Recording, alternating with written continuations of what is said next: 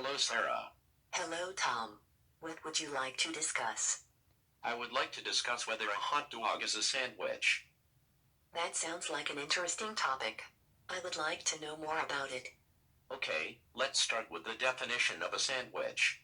A sandwich is two pieces of bread with something in between them, such as meat or vegetables. Interesting.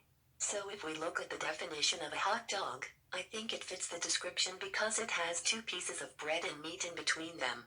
But wait, Tom, there are many types of sandwiches which don't have meat or vegetables in them, such as peanut butter and jelly sandwiches or egg salad sandwiches.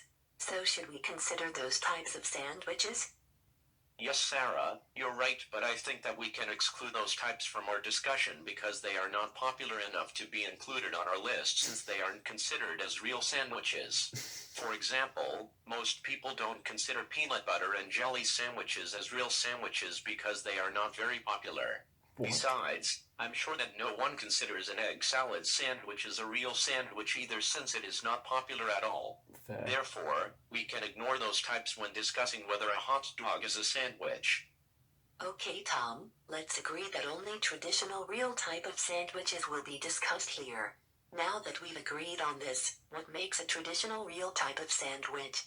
We need to clearly define what characteristics make up this category so we can decide whether or not hot dogs fit into this category. Well, Sarah, first of all, these types of sandwiches include cold cuts, turkey slices, and other meats like chicken breast. They also include cheese slices, excluding American cheese, and vegetables such as lettuce leaves, tomatoes, and cucumber slices, which are placed on top of the meat layer. Some examples are ham and cheese sandwich with mayonnaise, roast beef with mustard, tuna fish with lettuce, etc. In addition to these ingredients which make up most traditional real types of sandwiches, some also include pickles and olives too. These ingredients are usually placed on top of the vegetable layer or next to it. The final ingredient is bread, which consists of wheat flour dough which is baked until golden brown and sliced into small rectangular pieces. I see. So Tom, if we look at the ingredients of a hot dog, it doesn't include cheese or vegetables such as lettuce leaves, tomatoes, or cucumber slices. It also doesn't include pickles or olive too. Therefore, it doesn't fit into this category of traditional real type of sandwiches. That's right, Sarah.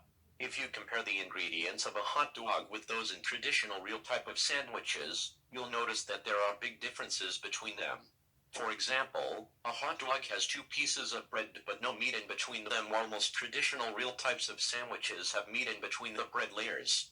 In addition to this, a hot dog has mustard which is placed on top of the meat layer, while most traditional real types of sandwiches don't have any sauce on top of the meat layer. Finally, a hot dog is usually served with French fries and or coleslaw, which aren't included in most traditional real types of sandwiches too. Wow! I never thought about it like that before, but now that you mention it, I can see how different they are. But wait, Tom, what about submarine sandwiches? Don't they count as real sandwiches? They look very similar to hot dogs since they have ham and cheese slices between two pieces of bread, and they are served with French fries too. Yes, submarine sandwiches do look similar to hot dogs, but there are some differences between them.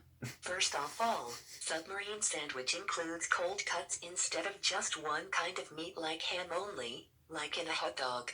Secondly, unlike submarine sandwich which uses mayonnaise for its sauce, hot dogs use ketchup for their sauce. And finally, submarine sandwich is much bigger than a typical size hot dog.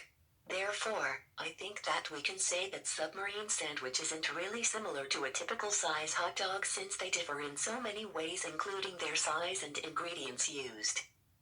You're right, Sarah. After comparing both types closely together, I can see how different they really are. So after looking at all these differences, let's conclude our discussion by saying that although both items share some similarities, overall these two items differ from each other so much that we can say that they are not similar enough to be considered as the same thing. Agreed, Tom. I think that we've reached a good conclusion here.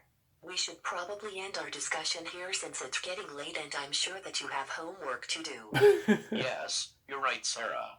Thanks for having this conversation with me. I learned a lot from it. You're welcome, Tom. It was my pleasure.